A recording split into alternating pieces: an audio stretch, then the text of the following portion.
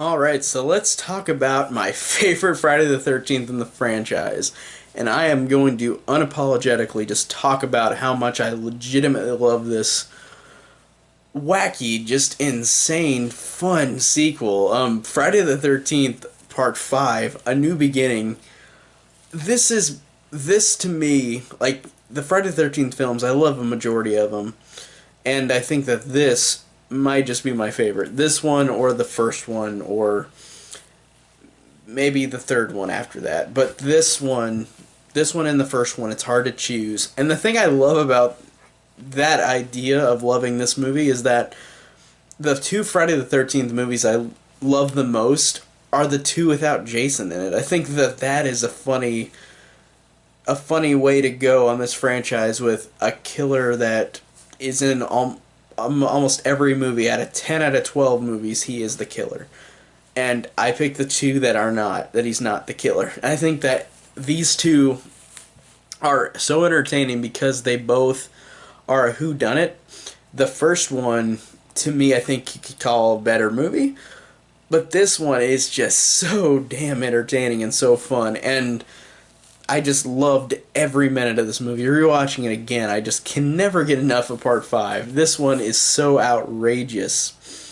Where to begin on this movie? This one, to me, is just so... It's so wacky because of the way the movie starts with you not knowing, like Jason has definitively died in the final chapter in the last film, and this movie starts out with Jason killing people, but then you realize it's a dream. And Tommy Jarvis, the survivor of the last movie, Trish is nowhere to be found, but Tommy Jarvis is in a mental institution going to a halfway house for mental patients. And I liked this idea because this movie is a whodunit, but I think it did a good job of really giving a lot of red herrings to all of these people. Tommy Jarvis would be the number one suspect because at the end of Part 4, he makes the look at the camera like he's going to become a killer. Like Jason Voorhees, like he's taking over the mantle kind of thing. And you think it might be him because he's having all these hallucinations of Jason. And then you find these other characters, like the guy at the beginning who murders the Joey kid, who has an anger issue, and he's taken to jail, and he's never, like, he's in the back of a cop car, you never see him again. Victor Fadden is his name, but he never comes back in the beginning of the movie, so you wonder, is he the killer? And then you also have an ambulance driver who looks at this kid who gets murdered like he's all angry about it. And then you have all these other characters that just give off weird red herrings, which to me, like, I don't think you would have figured out who did it. And I liked how they perceive that of Jason being dead, and you're like, who is this killer? It's a whodunit like the first one. And I think that this one has a lot of cool red herrings to all of these characters. And whenever you realize it's Roy and the explanation is given, I think that that's cool. But I liked how, even though whenever before that happened, you really do get a full idea of who these people could be the killer. One of them could be, because they all have weird things that they either look at the camera with, like if they look at the camera with a kind of a anger face, or like if they just say that they want to, that all these kids at the loony bin need to be killed, like stuff like that. Like all these characters have something that relates to them maybe being the killer, and I think that's really cool. I think that's a really cool idea, and I think it's different than Part 1 too, because you just know one person is, and you don't see the person but ever until the end. And in this one, it's just like all these people are just, you don't know who it is, and they all just keep getting killed off, but they say all these weird things to throw you off. And I thought it was actually pretty cleverly done, to be honest. I thought that it really worked for this type of fun movie. And I think that, like Part 4, where it started the trend of just killing off people every like 5 minutes without really any screen time, they do that again in this one. But to me, all of these characters that keep popping up are all so fun. For example, like Lana, the waitress, and and the guy who worked at the mental institution, they're really funny. Like the two guys who have the car broken down are entertaining because they're just dicks to each other, or like Ethel and Junior, these two redneck hillbillies that are just, one's stupid and one is a domineering person who treats the dummy like he's stupid, and he is stupid. But I like all these characters and their fun personalities. And Ethel, let me talk about Ethel real quick, because Ethel is one of these standout, outrageous characters in this movie. And I know people, like critics, of course, hated this movie, and I know, and like I said with Part 4 or any of the movies, I can completely see why people would not be able to like these movies at all.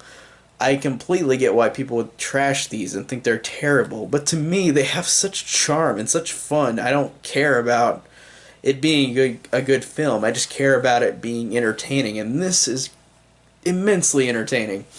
And the Ethel character to me is a standout because she is so outrageous. And the actress, whenever I watch Crystal Lake Chronicles Complete History of Friday the 13th, which documents like every film and does full interviews with the cast and crew, like Part 5, that woman who played Ethel was really talking about how it was just so fun to like lash out and be crazy because the woman who played her like in the interviews, she sounded so lax and so tame, but she gave such a performance with this character with Ethel. She likes to swear a lot, and she likes to call Junior stupid, and she just says the most funny insults, like these two kids at the halfway house were having sex on her property, and she comes down with the police who take the kids back, and she comes over to talk to the policeman and doesn't take any of the shit that he tells her. And she just calls the police a fucker and like says, "I've got a bomb on me. I'm gonna blow all you up if any of these people come back to my property," and like stuff like that. Or like with Junior, she says this line where she goes, "You dumb dildo. Eat your fucking slop." Like that. Like it is just so outrageous the way that she talks and acts. It's hilarious to me. It cracks me up so much just how much of a personality this character has, and this actress has. Like she just really sold this crazy loony like redneck character. I thought that was awesome. And I thought that Junior was funny too. Like he was just so stupid. And I like the scene, even though of course it's a scene where you could say, "Oh, it's so stupid," but I love it where Junior is, after Tommy beats him up, Junior goes home and rides his motorcycle around the trees while Ethel's making him stew. And she's screaming at him while he's screaming at her out loud, just screaming, belching out that "they hit me, mama, they hit me." And like he's just screaming, and like the camera is right on his face where he's screaming like crazy. And then like it shows a shot where like he's going around the tree, and then like a blade like slashes his head off. And it's just so funny because it's like the audience is saying, "Just shut up, shut up," because you just don't. He was just screaming no matter what about how he got hit by Tommy, and like how Ethel's just screaming at him. So they're both screaming at each other like idiot rednecks, and it's just so hilarious. And I like that this movie too at the time had the biggest body count and the most nudity, because Danny Steinman, who is before this basically just like a porn director, he did very sleazy movies. I liked that they brought him on board, and the sleaziness like might have turned a lot of people off, but this I thought was so fun because it was so exploitive. I think that's why it was so entertaining, because this director, he just brought a lot of raunchiness and a lot of over the top silliness that I think it made it so likable for me. It just made it such a likable movie that I just love it so much. And I love Tommy Jarvis as a character in this movie too. And this is his second film in his three films of the franchise, where Tommy Jarvis, after the first one, is after he killed Jason for good. Jason's gone for good in this movie. He is dead. Tommy Jarvis is messed up. Like, he is in a mental institution going to a halfway house. He goes there, and then all these murders start to happen. Again, like, Jason's alive. And then he keeps having these hallucinations, and he never says a word. Like, he barely says any lines in the movie. And I like how it builds up to where you don't know it's him. And then whenever Pam and Reggie are the only ones left, where they're in the barn, you see Tommy pop up, and Tommy sees Jason. And I like that forward of him looking at Roy, even though it's not really Jason, it's Roy. He looks at him like it's Jason and confronts his fear. And I think that's a cool, like, second movie kind of arc thing for a horror movie. I was surprised that I really liked that. I liked that quote-unquote arc with this character. And I liked how he confronted his fear with Jason and then realized that it wasn't Jason. But I liked how it's kind of like a metaphysical idea of Jason, of Tommy standing up to his fear and his what made him disturbed. I thought that was really cool, and I thought that they did a great job of not showing that could have been him, but it wasn't Tommy, though. But I liked that it built up to the Roy character, and I liked how it didn't, well, build up to the Roy character in which you didn't know he was the killer. Not really build up, because it's just like he's seen once and then he's seen at the end. But I just liked how this whodunit worked really well, just because you didn't know who does this, and they all have all these red herrings, and you could say that's stupid too, that everybody just says something, a one line that makes you go, oh, he might be the killer, or she might be the killer. But then, I don't know, like, I still think it's entertaining regardless, and I think that it's just awesome. And I thought that Pam was another great final girl, and this is the second film in the franchise where we don't just have one survivor, like one final girl. We have three survivors in this one with Tommy, Pam, and Reggie, which another kid character. And I liked, too, the idea of having Reggie and Pam be the only ones left, like Tommy and Trish were, a woman and a kid, fighting off Jason. And I like how Tommy goes in at the end of the barn to fight Jason, because it's like he's seeing the past. He's seeing him and Trish being attacked by Jason. And I liked how he stood up and saved them. But I also liked how, after we get the Roy explanation of he was the killer, blah, blah, blah, that Joey died, that Joey was killed and that was his son.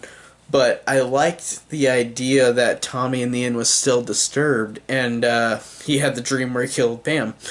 And then whenever he woke up from the dream, he sees Jason, like, not really Jason there, but he sees Jason. And then Jason disappears, and it's like Tommy has fully gone mad. And I really thought that was cool. And I thought that was great whenever Pam walks in, and the final shot is her hearing glass breaking in Tommy's room, the hospital. She runs in, says, oh my god, and she sees the window's broken. And then behind her, Tommy's wearing the mask with a knife, and it zooms in on his eye, and that's it. And I thought that was a cool way to end it. Even though the movie itself does not follow that after this movie, which is really shitty, honestly, because, like, it's like the Halloween movies, like Halloween 4 and 5. It's like, you're gonna put this new person in as the killer, but then you don't. You pussy out right after that. Which, to be fair, part 6 is awesome as well, but I just think that stinks that we didn't get another film with this type of Tommy, even though we get Tommy in the next one, and Pam anymore, Pam and Reggie. I thought that stinks that we didn't see them anymore. But I read that there's a novelization for part 5 or 6 where, like, they go into depth with the ending, because the ending, if you watch this and then watch part 6, you're wondering, where's Pam at? Did Tommy actually kill her? And how did he get out of the mental institution?